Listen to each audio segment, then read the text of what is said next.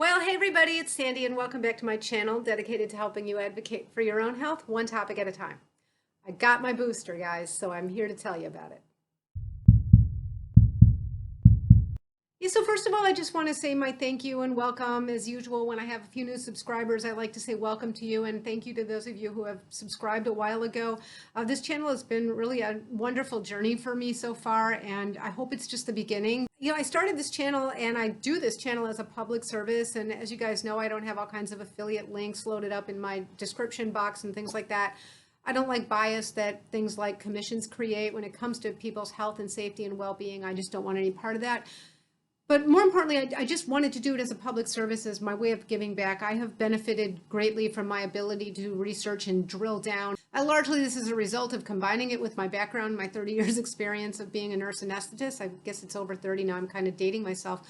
And my family and friends and close loved ones have been the beneficiaries of that too. And I thought I'd maybe try to replicate that on a larger scale here on YouTube. So to that extent, I've had an opportunity to really learn a lot and meet, so to speak, meet a lot of really interesting people that have taught me a great deal. So I see what people mean by giving really gives back in dividends, and so far that's proving to be the case, and I hope it's only the beginning. So thank you to those of you who have shared my content with people who might find it helpful. Thank you for the subscribing and sharing, and yeah, so that's that. So I got my booster shot. Now, I'm one of the people that had Moderna originally. I did document my experience getting Moderna because I was one of the first people vaccinated. So, you know, back then there was precious little out there about people's experience with the vaccine. So I'm going to link that video here. I think I did both actually. So you can watch both those videos if you'd like. And the only reason I mentioned the initial two-part series of the Moderna vaccine is because in this video, I'm going to tell you what was similar and what was different from that experience in getting the booster. Yeah, so first of all, I was getting close to 9 months out, and I was a little bit concerned about that. You know, you start to wonder, like, when are you vulnerable? You can't, like, see the antibodies circulating around.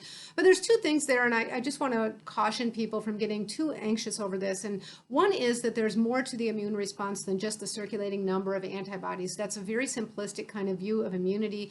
This is like way beyond my pay grade, but I do know that there is memory cell immunity. These vaccines do impart memory cell immunity. That means that not only do you have the circulating antibodies, but after those wane, your body still has the blueprint. If it sees the antigen, it looks familiar, you can make those antibodies. Yes, you're a couple of days behind the infection when that happens, and that's kind of what we're trying to avoid with the boost. But really, immunity is just much more complicated than the number of antibodies circulating around at the moment. That said, I want to have a number of antibodies circulating around at the moment as much as the next person. So that helps some, but not entirely. But the other thing I learned actually since I got boosted is about a Moderna study that compared people who had gotten Moderna more recently versus people who had gotten Moderna a much longer time ago, and how were they doing and how likely they were to get sick. Well, in the group that was considered recent, the mean number of months since they finished their two-part series was 8 months. You know, in Pfizer, that would be a really long time. But in this Moderna study, it was comparing a group of people that had a mean time of 8 months since the second shot versus a group of people that were a mean 13 months out since their second shot. And the incidence of breakthrough infection in the latter group was double the incidence of infection, breakthrough infection in the first group with the mean of 8 months. So, you know, I kind of wish I would have known that and found that study first, before I agonized too much. But, I was coming up on 9 months, so that's fine. I think it was time. I did say in a previous video that I think it would be very helpful, at least I know it would have been to me, if we had had some research already on the length of time and the ideal time to boost Moderna, because there's just a lot of guesswork. I think with the ongoing Pfizer study in Israel being such a large study, we now know that, around 6 months, those antibodies have waned and it's time to boost. I suspect that with Moderna, it's going to be longer, just for the reason I just stated. Maybe 8 months is the ideal time to boost. Maybe it's actually longer. So I got boosted at almost 9 months, 8.5. Yeah, so it was remarkably similar to the experience that I had with the initial two-part series, actually with the second shot, not the first one, the second shot. I experienced a lot of reactogenicity with the second shot. It was like that, only I will say milder.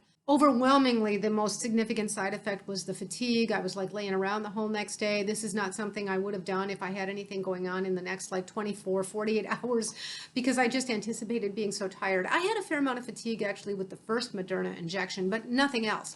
The second time I had the fatigue, the headache, the fever. I had a high fever. The arm was just incredibly sore. And, that started with my second shot. It started about, I'd say 8 hours after the injection, I started to feel kind of ill. And 12 hours after the injection, I was pretty sick. And then that lasted about 24 hours, bringing it to a total of like 36 hours since the second shot until I was feeling better. I just woke up that next morning feeling totally fine. So this time I had the shot around noon, and I immediately felt like some irritation in the arm. That was just quicker than what I remember feeling the last time. It wasn't really sore until the next day, but I definitely was feeling it, and it built up and until it was a pretty significantly sore arm over the next 24 hours. The thing that was really different this time, and I'm going to be so interested to hear what other people experience with this. So again, I had the Moderna booster because I had the Moderna initial two-part series, and it seemed to make the most sense to get the Moderna, although it might also make sense to get the Pfizer. I don't know what I'm going to do when it's time next time around. Now I can kick back for a while and, see what the research says. But one thing that was really different was that it took a longer time for me to start having the more significant reactogenicity. So whereas after my second injection, I was feeling kind of sick within 8 hours and really sick by 12 hours after the shot, this time, 12 hours after the shot was like midnight, and I can honestly say I was like sitting up in bed, like worried that I wasn't feeling sick, because here I had read that, most of the reactions are about the same as the second shot, that the local reaction is often worse and that the systemic reaction is often a little bit better, but largely, the same. Well, so here I was 12 hours, 14 hours, 2 in the morning, nothing. And I finally got up and I decided to just read a little bit instead of just letting my mind run crazy and, get all anxious. Oh, is the shot in the right place? Like you name it, I'm worried about it. But around 3 in the morning, I started to feel very, very, very cold. And, I often feel cold because I am hypothyroid, but I mean that deep chill that starts on the inside. It didn't feel like the room air was cold. I had a chill starting on the inside, and I thought, okay, oh good, this is it. One time I generally don't feel chilled is at night. In fact, I tend to sleep hot. Now, I wasn't in bed because, like I said, I had gotten up to read and walk around and just keep my mind busy, but I just tend to not really feel chilled at night. And I just got very, very chilled. And pretty quickly I realized it was the shot, and I was starting to have some systemic response. So that was 15 hours later, right? Now, like I said, I tend to be a hot sleeper. So usually even if I'm chilly and I'm dressed warm, once I get in bed, I start peeling like all these layers off because we have a Tempur-Pedic mattress, and it's one of the older ones. These last forever. It's like the good and the bad thing about them, because I'd like to get one of the newer ones that has cooling technology. But Tempur-Pedics do tend to hold a lot of body heat. And usually once I get in bed, I'm immediately too warm if I'm wearing almost anything at all. But I bundled up and I got in that bed and I stayed bundled up like for the whole rest of the night and slept a lot into the morning. So my husband got up in the morning and he started just doing his thing, and then he came back in the bedroom and said, "How are you feeling?" And I was like, "Oh, I don't know, I don't feel all that bad. I'm just kind of cold." And he's like, "Well, I don't think I remember you, like, except for since your last injection, like laying in bed this long, so you probably don't feel that well." It was really weird because I think this shot, I don't know if it just put me in a really weird headspace or if I had just kind of attached myself to this concern that maybe it wasn't working or something. And I just kind of overlooked the fatigue for a while, for several hours. And my husband pointed out to me even later in that day, all you're doing is just sitting around. You're normally moving around and doing things. You're just laying sedentary. You don't feel well. This isn't you. Okay, fine, whatever. So that was pretty much all I felt. I was taking my temperature and it was like 99.1, 99.2. So, it wasn't really a fever like I had the last time. Last time I was around 101. But it was an elevated temp for sure. I mean, normally on any given day, I wouldn't take my temperature and find it even at 98.6. So that's the upper limit of normal. So it was well above the upper limit of normal. And then a few more hours went by and I'm into the early afternoon, I'd say. So 24 hours after my shot. And 99.8, and I was feeling a lot more noticeably fatigued. Like I could notice it myself. I could back up and say, yeah, this isn't normal. I'm just sitting around. I was still sitting around at this point. And by the afternoon, took a nap, bundled up again, chilled. This kind of a long-winded way of saying it was pretty much like the last time, only not as significant. So whereas the last time I had that high fever and everything is a blur, this past time with the boost, it was a little bit of a blur. It feels like I can remember more. Of course, it was more recently, but I was not as febrile. Now, by this time, the arm was hurting really good. It was very hard to lift my arm like all the way up over my head. Other than that, I don't really know because I wasn't doing that much with it, but I certainly wouldn't have turned and laid on this side like when I was sleeping or anything. The other thing that I noticed, and I don't think I would have paid much attention to this, except that a friend of mine had the same experience with her initial two-part series of Moderna, and then she got a boost before I did. And she said that it made her feel kind of blue. I don't know if I really know how to distinguish between fatigued and melancholy, and blue. I'm not really sure, but it kind of did ring true to me. I feel like I kind of got sad and I kind of got pessimistic and I found myself kind of going down this rabbit hole of, thinking like, how do I know I got even a good immune response with this? How do, it just, I don't know. There was just kind of a negativity that I can't say I blame the shot. That really can be a result of just laying around and not doing much and feeling febrile and, you just don't feel that good. Another thing that really wasn't as bad as last time, and I think this is because last time I really had a fever of 101 and this time I just had like an elevated temp, is that I didn't have as much in the way of joint aches, bones. Like last time my hip bones hurt, my knees. Last time all my bones just ached. I really didn't have that so much this time. I'm sure that's just because my temperature didn't get so high. And then one thing that was similar to the last time is that when it was over, it was over. Just like when I had my second shot with Moderna, it wasn't like I kind of started to feel better and sort of recover. Like when you're sick, if you've had an elevated temperature, you've been fatigued, you kind of move out of it gradually and get better over a day or two, or maybe more, depending on how sick you were. Both times with this Moderna vaccine, it like went away just like that. And that's what happened. Now, I went to bed on the night of the day after I'd had the shot. So if I had the shot around noon, then I went to bed the next day at, let's say, 10 o'clock at night. So it'd been almost 36 hours and I was still feeling like a little bit tired. Everything was shifted later this time in the way of side effects. So I went to bed like feeling like I was on the mend, but I was still really tired. And I just woke up the next day like nothing had ever happened. So that's one thing I really like about Moderna. So far I've learned that, at least based on the shots that I've had with Moderna, and I've heard people say the same thing with Pfizer, is that even if you start to feeling really miserable, you always have this concept to look forward to, which is that it's just going to end. You're going to feel great. You're just going to feel, it's just so nice to wake up and feel your normal self. It's just such a treat at that moment. So that was a really nice thing about it. This past time, another thing that was different is that I did have some mild GI upset. So not my stomach so much, but intestinal upset. It was very mild, very transient. I'm not sure if that was the vaccine or it could have also been all the anxiety and worrying about the vaccine. I just don't know. But that's what I experienced. So, now I'm feeling fine.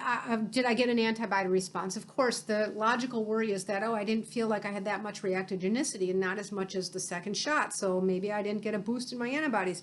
I don't know. I might draw my antibodies at some point in the not too distant future. If I do, I'll share it with you guys. Again, that's kind of non-scientific because there's no established number in the quantitative antibodies that says, what is protective and what's most protective. It's really not supposed to be used as a measure of how well your vaccine worked. But of course, if you see antibodies going up or down, that does tell you something. We know that, for example, from the Pfizer study, that antibodies waned and people started to get sick again, and then they decided they were going to boost the Israeli population. So same thing, I think as a crude measurement, it can be looked at. But I'll share with you guys if I decide to go ahead and draw my titers. I'd be shocked if I didn't get a response now that I'm looking at it in hindsight and more logically. One thing I did want to bring up, because I've had people contact me about this, and it's all different stories, but they sort of have the same common denominator, which is something like, well, my doctor wants me to have a third Moderna shot. And when I go to the pharmacy, they won't give that to me because I don't meet these criteria. I'm not severe immune compromised, or I'm not this, or I'm not that. And, I'm not giving any advice on this channel. I'm not here to give any individual medical advice. And I do try to answer every one of the comments that I get. And I'm just going to put this out there because I've gotten this comment, I think I've only gotten it once or twice in the comment section of a video, but I have people messaging me and I try to respond to all of them, but it's happened enough now that I think it will be valuable to have this conversation. I can't give advice as to what you should do, what any one person should do. But I can talk through this dilemma where, let's say you're in this situation where your doctor, your practitioner, your nurse practitioner, whoever, somebody has told you that you would benefit from a full dose Moderna injection in their estimation, in their professional estimation, and they know you. And here would be my thinking about it. This would be my thinking about anything, not only a Moderna shot.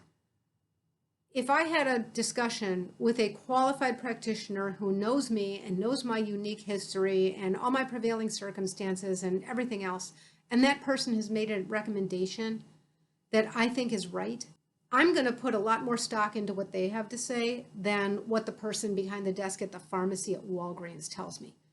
Ultimately, you're going to live with the consequences anyway, so you don't have any reason to be doing something that wouldn't be good for yourself. I'm not going to get into second guessing all the guidelines that are there and provided by the CDC and what's been approved for what by the FDA, but when things are FDA approved, we often have off-label use. I've said before on video that in my anesthetic regimen, anytime I put together an anesthetic cocktail, I can have a significant percentage of things I'm using that are off-label use. Okay, one really easy example that people actually use in home is Tylenol PM. Sometimes people use Tylenol PM to get some sleep. I'm not recommending that or anything, but the drug in Tylenol PM is Benadryl. Benadryl is an antihistamine. It's meant for allergic reactions. That's an off-label use. The antihistamine Benadryl is a little bit sedating, and sometimes there's a place for it in the operating room. Off-label use is just a widely accepted concept that people who are qualified can use drugs in a way that works, that they're efficacious, even if it wasn't the original on-label use. So I kind of liken this to an off-label use thing. If your own practitioner has said, I think that you should be getting the full dose Moderna, and I'm not saying this is right or wrong, I'm just saying that this is a conversation you're having that's confidential. You and your qualified practitioner, really the only two votes that I think should count. And that person says to go ahead and get this FDA approved shot.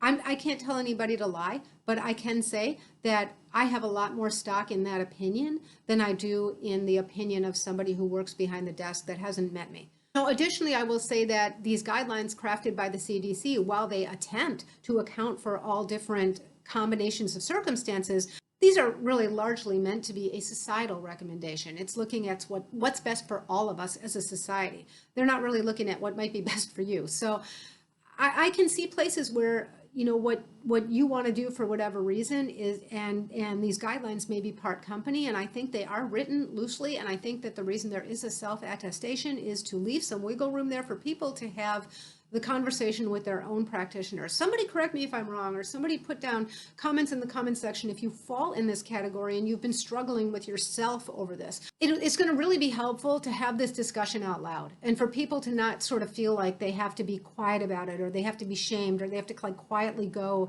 and, you know, pull some strings or be dishonest somehow in order to do what's best for them. I don't know. I just think that this is a discussion that really should get started. Yeah, I started this video as a discussion to just tell you about my experience getting my own booster, but I saw this going on actually at the pharmacy while I was there, and I think this is something that's really important, even if it's a small minority of people, because it's only applicable really to Moderna. But I think it's important. The good news is here I am, pretty much unscathed and hopefully much better protected by my Moderna booster. If you are eligible for the booster and it's time based on, you know, when you had your last shot, I do recommend, you know, if you're on the fence, go ahead and get your booster. I think you'll be happy that you did. And let me know if this was helpful. And until next time, be well. Bye-bye.